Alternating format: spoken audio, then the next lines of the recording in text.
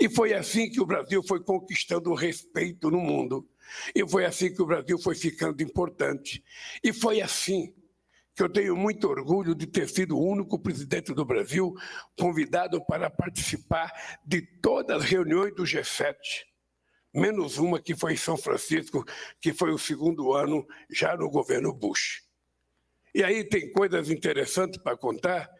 A primeira vez que eu participei, em junho de 2003, eu tinha apenas 6 meses de governo, e eu fui convidado para participar do G7 em Evian. Cheguei em Evian, um metalúrgico recém-eleito presidente da República, olhei para dentro de uma sala cercada por vidros, blindado de tudo quanto é lado, estava lá a grande figura que eu só via na televisão.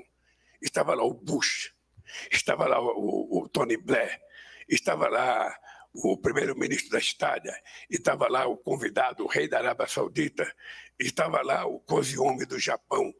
E eu fiquei pensando, o que eu vou fazer dentro dessa reunião? Mas não podia entrar intérprete.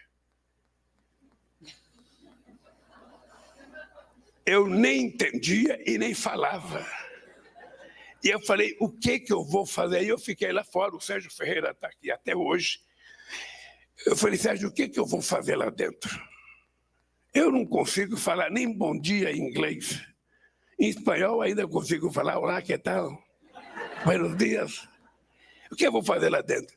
Aí me baixou uma coisa, que eu acho que é uma coisa que tem que nortear vocês.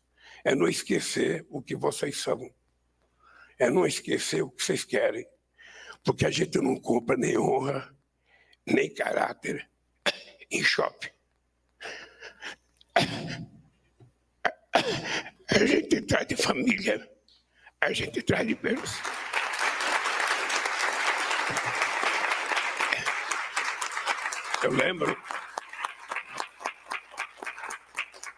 Eu lembro que veio aquela gente toda importante que eu só via na televisão, porque é engraçado, a gente vê mais o presidente americano na televisão brasileira do que o brasileiro mesmo.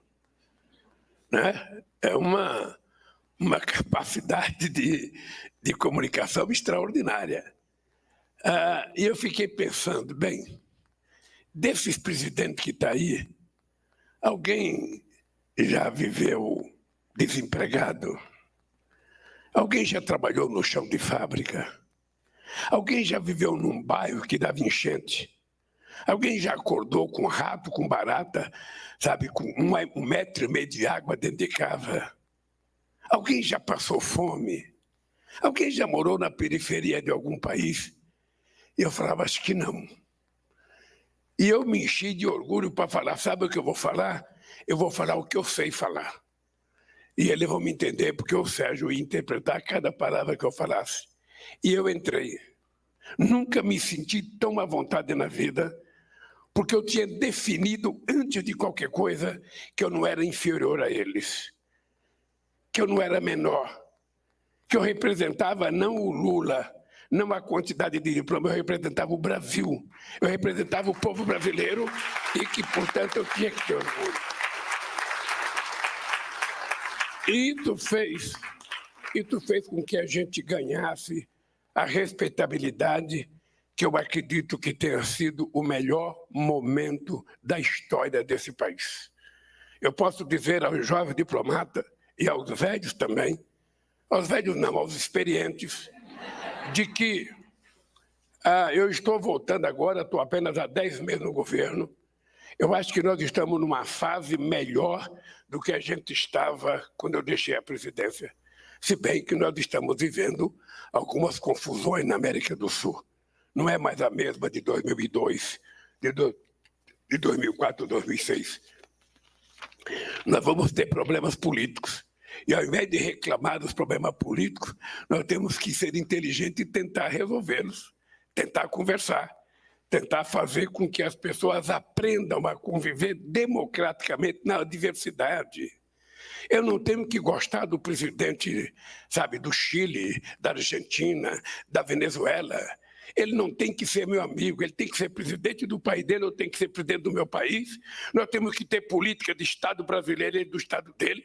Nós temos que sentar na mesa, cada um defendendo os seus interesses, como não pode ter supremacia de um sobre o outro, a gente tem que chegar a um acordo. Essa é a arte da democracia, é a gente ter que chegar a um acordo. E aí é preciso ter capacidade de negociação, ter capacidade de convencimento, ter capacidade de ceder. É por isso que, historicamente, eu comparo a democracia a um casamento. Nada é parecido com a democracia do que um casamento. Porque no casamento, na hora que você casa, na hora que você tem uma companheira, ou a companheira tem um companheiro, e você tem filhos, todo dia a gente faz concessão. É a gente que faz concessão para a mulher, é a mulher que faz concessão para a gente que faz concessão para o filho, é o filho que faz concessão para a gente, porque se não for assim, acaba o casamento. E se não for assim, acaba a grandiosidade de uma coisa chamada diplomacia brasileira, que quer ou não, é uma das mais respeitadas e mais elogiadas no mundo inteiro. Se tem uma coisa que nós temos que ter orgulho, é da diplomacia brasileira. Eu posso não gostar de um diplomata, mas se o Brasil tiver política correta, esse diplomata vai exercer a sua função como funcionário do Estado brasileiro e a gente vai ter orgulho do trabalho que ele prestou.